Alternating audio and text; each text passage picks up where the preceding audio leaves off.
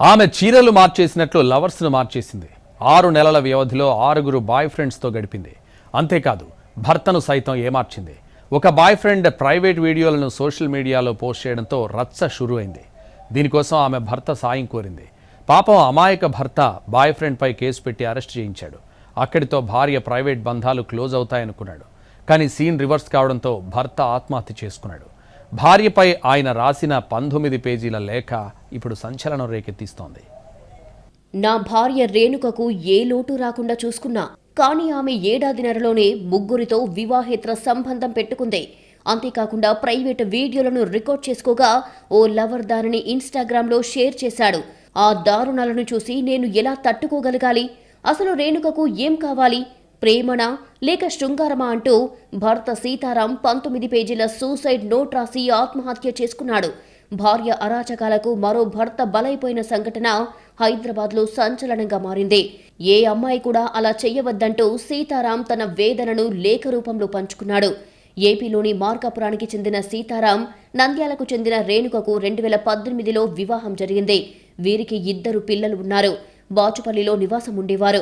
ఈ క్రమంలోనే భార్య వివాహేతర సంబంధాలు బయటపడ్డం, ఇన్స్టాలో వీడియోలు బయటపడటంతో ఫిబ్రవరిలో హుస్సేన్ సాగర్లో దూకి ఆత్మహత్య చేసుకున్నాడు.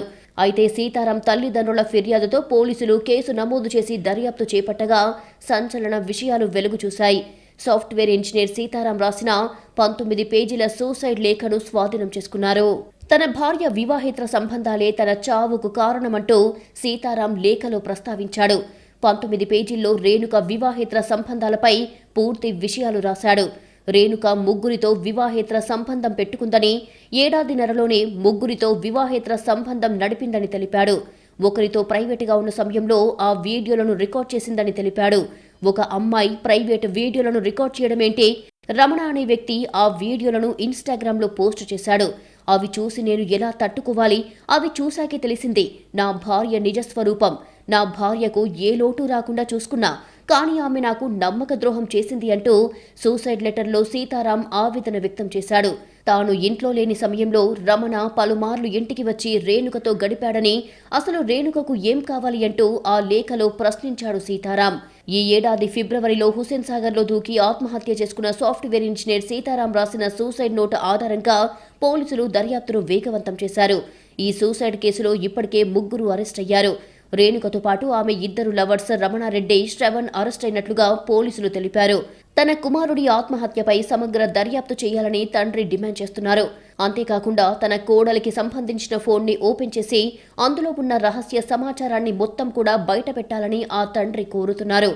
6 కాదు 60 మందితో సంబంధాలు ఉండే అవకాశముందని ఆయన చెబుతున్నారు. తన కొడుకు చావుకు కారణమైన వాళ్లకు ఉరిశిక్ష వేయాలని డిమాండ్ చేస్తున్నారాయన. అయితే 6 3 పోలీసులు అరెస్టు చేసి రిమాండ్కు పంపారు. మరో 3 పరారీలో ఉన్నట్లు పోలీసులు తెలిపారు.